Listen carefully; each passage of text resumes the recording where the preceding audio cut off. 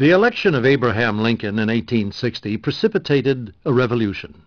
Secessionists feared that Lincoln's presidency would lead to the abolition of slavery. Within 7 months of Lincoln's election, 11 states left the Union.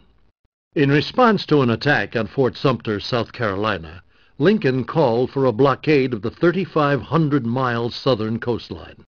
At the war's initial major engagement, the First Battle of Bull Run outside Washington, the Confederates routed the Federals. Bull Run showed that both armies required serious reorganization. The Union called on George McClellan, who, with great enthusiasm, whipped the northern regiments into shape. After much delay, McClellan began his drive against the Confederate capital at Richmond, sweeping up the Virginia Peninsula with a massive army. But Robert E. Lee unleashed his dazzling corps commander, Thomas Stonewall Jackson, in a daring campaign in the Shenandoah Valley. Jackson demoralized Union forces and threatened Washington. In the 7 days' battles, Lee displayed his military genius, driving McClellan from the outskirts of Richmond. Then, Lee won a decisive victory at the Second Battle of Bull Run and invaded Maryland. In the west, rebel armies rolled into Kentucky, where Union forces staved off their advance at Perryville. On September 17, 1862, the bloodiest day of the Civil War, McClellan turned back Lee at Antietam Creek, Maryland. Although a tactical draw, Antietam gave Lincoln the political opportunity to issue the Emancipation Proclamation, and thereby to endow the Union cause with a high moral purpose, the struggle to end slavery. Federal armies had better luck in the vast open spaces of the West.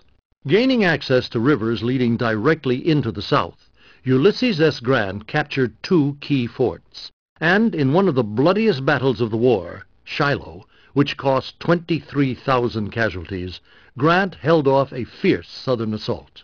To man the Southern offensive at Shiloh, the Confederacy left its largest city, New Orleans, undefended. By May, almost all of the vital Mississippi Valley fell to Union forces. At the Battle of Chancellorsville, in May, Lee fought his masterpiece. But Chancellorsville was a Pyrrhic victory. It cost the life of Stonewall Jackson. Without Jackson, Lee's bid for a victory on Northern soil failed at Gettysburg. Meanwhile, Grant had tightened the noose around Vicksburg in a 6-week siege. A day after Gettysburg, a whole Confederate army of 33,000 surrendered to Grant. Union control of the Mississippi split the Confederacy in 2, and in November, Federal forces scored dramatic victories in Tennessee, opening the South's heartland for an invasion in the spring. In March, Lincoln appointed Grant General-in-Chief of all Union armies. Grant considered the military problem to be simple. The capture of strategic cities and territory meant little. The armies of the South had to be destroyed. In May, Grant led 118,000 men into Virginia. Grant suffered a series of chilling reversals at Spotsylvania and at Cold Harbor, where he lost 7,000 men in a single hour. But Grant's sense of purpose never wavered.